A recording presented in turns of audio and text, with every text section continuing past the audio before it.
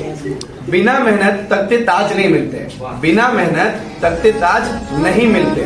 ढूंढ लेते हैं अंधेरों में भी मंजिल अपनी, ढूंढ लेते हैं अंधेरों में भी मंजिल अपनी, क्योंकि जुगनू कभी रोशनी के मोहताज नहीं होता।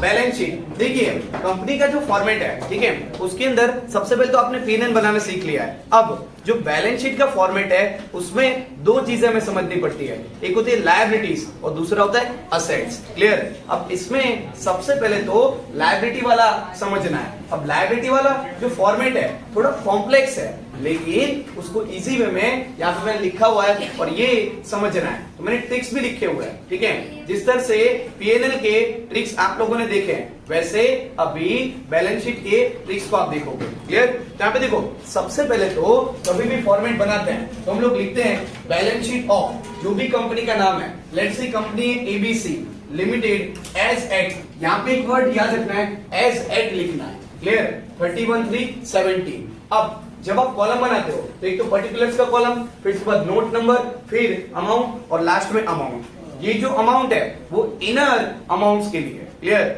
और जो आउटर वाला है वो टोटल करके जब आप बाहर निकालते हो उसके लिए।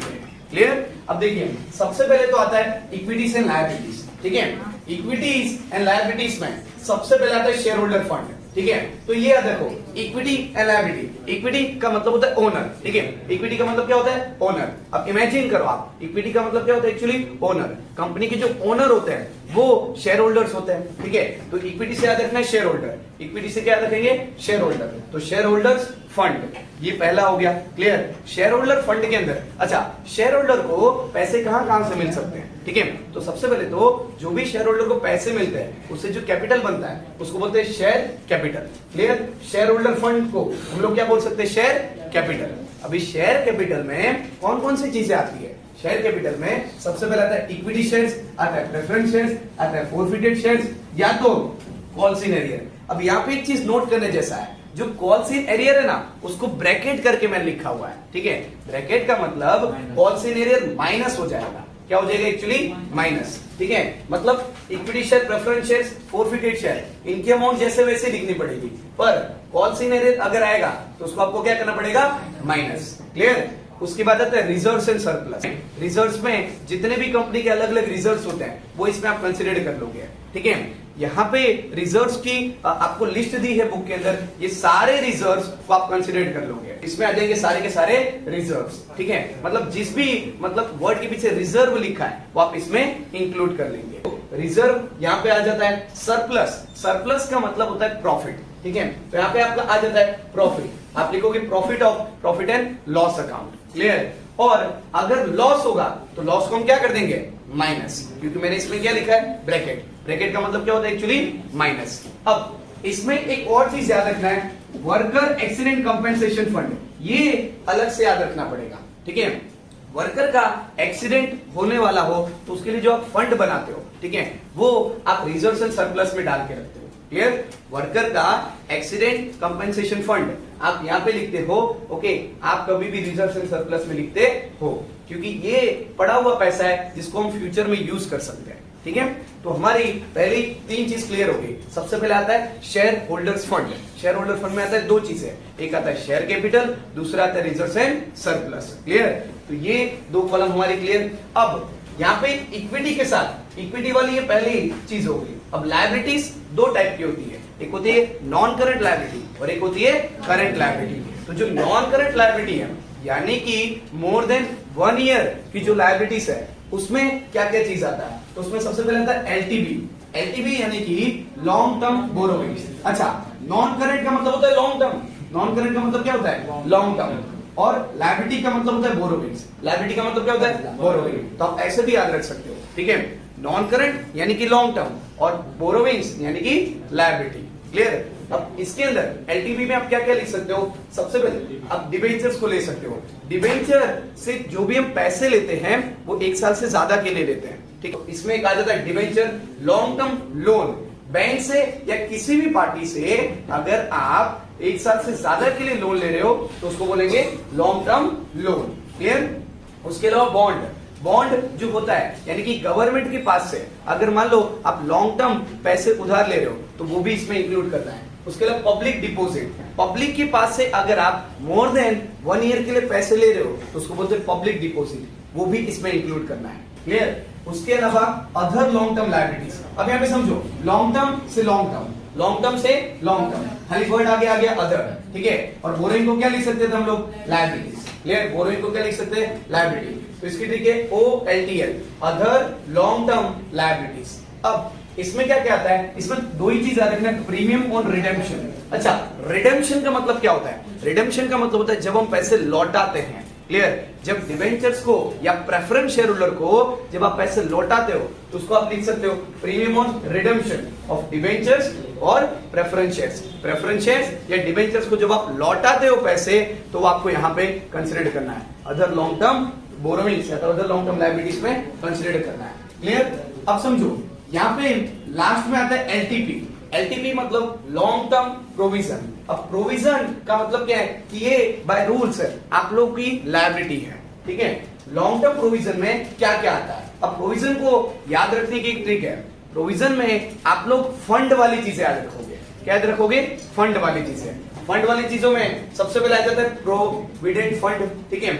प्रोविडेंट फंड की जगह पे आप लिख सकते हो pension fund. Clear? Pension fund हो या प्रोविडेंट फंड हो, यहां पे लिखना है। क्लियर? उसके अलावा GF यानी कि ग्रेचुटी फंड। क्लियर? ग्रेचुटी एक ऐसा अमाउंट होता है जो गवर्नमेंट जो एम्प्लॉयज होते हैं उनको मिलता है, कई सारे प्राइवेट कंपनीज में जो एम्प्लॉयज होते हैं उनको भी मिलता है। जब वो लोग कंपनी को छोड़ते हैं एक पर्टिकुलर टाइम पीरियड तक काम करने के बाद, जब वो कंपनी को छोड़ते हैं तो एक साथ एक लमसम अमाउंट मिलता है, एक बहुत बड़ा अमाउंट मिलता है, उसको बोलते हैं ग्रेचुटी फंड।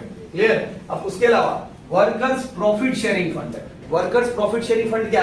वर्कर का जो भी प्रॉफिट है वो भी आप इसमें इंक्लूड करोगे। अब देखो इसके पीछे भी फंड वर्ड था। क्लियर? एक बात ध्यान रखना है, worker accident compensation fund reserve से सरप्लस में आएगा, पर वर्कर प्रॉफिट शेयरिंग फंड आपका प्रोविजन में आएगा, ठीक है, लॉन्ग टर्म प्रोविजन में आएगा। इसके अलावा वर्कर सेविंग अकाउंट, वर्कर का जो भी सेविंग अकाउंट है वो भी आप इंक्लूड करोगे वर्कर्स लॉन्ग टर्म प्रोविजन में। क्लियर? तो प्रोविजन में फंड वाली चीजें आती है, ठीक है। फंड वाली चीजों के अलावा वर्कर का सेविंग अकाउंट हुआ या वर्कर्स का प्रॉफिट शेयरिंग फंड हुआ, वो भी इसमें इंक्लूड कर देना है। क्लियर?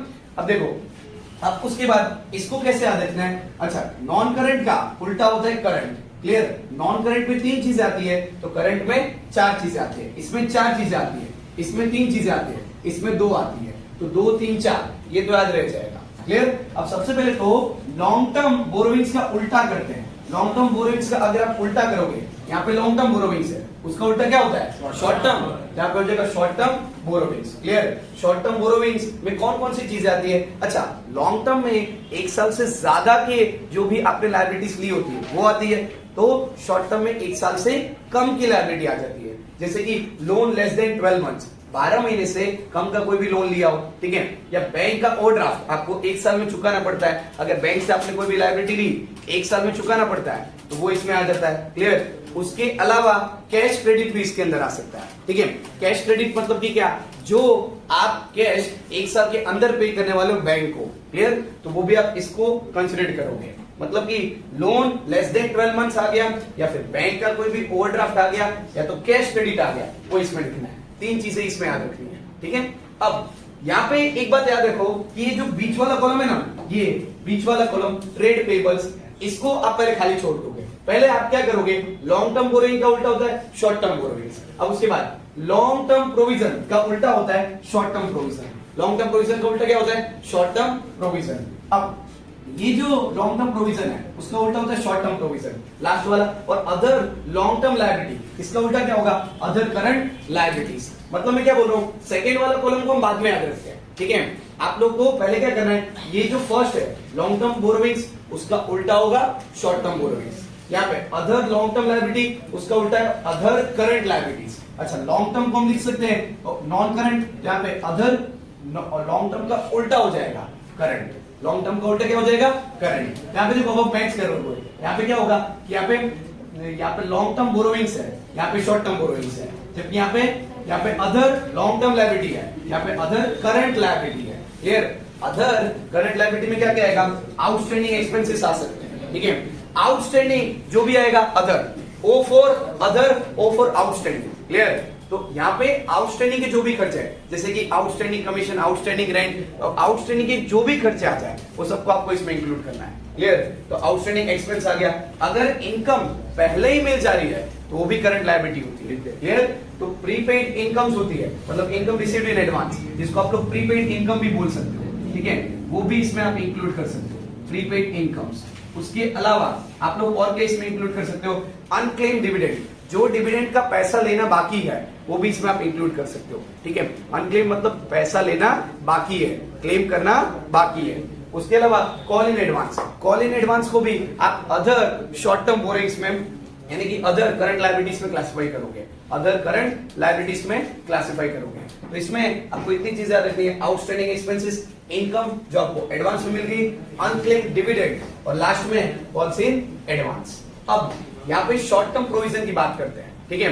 देखो लॉन्ग टर्म प्रोविजन यानी कि क्या, वो प्रोविजन जिसमें फंड हम इंक्लूड करते हैं, ठीक है। इसमें क्या जाता था, सारे के सारे फंड्स आ जाते थे, क्लियर। जबकि शॉर्ट टर्म में क्या होगा, प्रोविजन फॉर टैक्स, टैक्स आपको 1 साल के अंदर चुकाना होता है, तो ये शॉर्ट टर्म प्रोविजन में आता है, क्लियर। उसके अलावा प्रोपोज डिविडेंड, जो डिविडेंड पे करना बाकी है, ठीक है, वो भी इसमें इंक्लूड कर दोगे, ठीक है। तो provision, propose dividend, short term provision, propose dividend, और प्रपोज डिविडेंड कभी भी 1 साल के अंदर चुकाते हैं, इसीलिए याद रह जाएगा कि शॉर्ट टर्म प्रोविजन में आता है, क्लियर। अब लास्ट आप लोग का जो बचा था कॉलम, ट्रेड पेएबल वाला, ठीक है।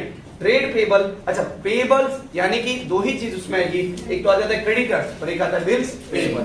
पेबल्स में दो ही चीज, एक तो आता है क्रेडिटर्स और एक आता है बिल्स पेबल, क्लियर। अब क्या करना है, ये दोनों का पहले तो आप अमाउंट लिख दोगे और टोटल करके यहाँ पे, फिर 3 चीजों का टोटल करके यहाँ पे, 4 चीजों का टोटल करके यहाँ पे, फिर लास्ट में ये 3 कॉलम का टोटल करके नीचे लिख देना है, क्लियर।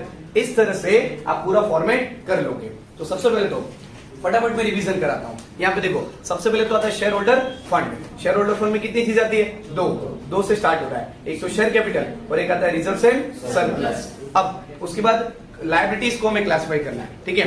लायबिलिटीज को अगर हम क्लासिफाई करेंगे तो उसमें 2 टाइप की लायबिलिटी है, एक आता है नॉन करंट लायबिलिटी और एक आता है current liabilities. Non current liabilities में कितनी चीजें लिखनी है, 3, ओके। 3 में सबसे पहले तो नॉन करंट का मतलब होता है लॉन्ग टर्म, तो long term borrowings, long term borrowings के बाद यहाँ पे अदर लॉन्ग टर्म लायबिलिटीज, उसके बाद लॉन्ग टर्म प्रोविजन। अब ये 3 चीजें क्लासिफाई होगी। अब इसका उल्टा करना है आपको, ठीक है। तो उल्टा करना है, तो नॉन करंट लायबिलिटी का उल्टा current liabilities, long term borrowings का उल्टा शॉर्ट टर्म बोरिंग्स, सेकंड वाला खाली रखेंगे, क्लियर। तो उसके बाद अदर लॉन्ग टर्म लायबिलिटीज का उल्टा क्या होगा, अदर करंट लायबिलिटीज, और लॉन्ग टर्म प्रोविजन का उल्टा क्या होगा, शॉर्ट टर्म प्रोविजन, और जो बीच में बच रहा है उसमें trade payables, clear. Let's solve.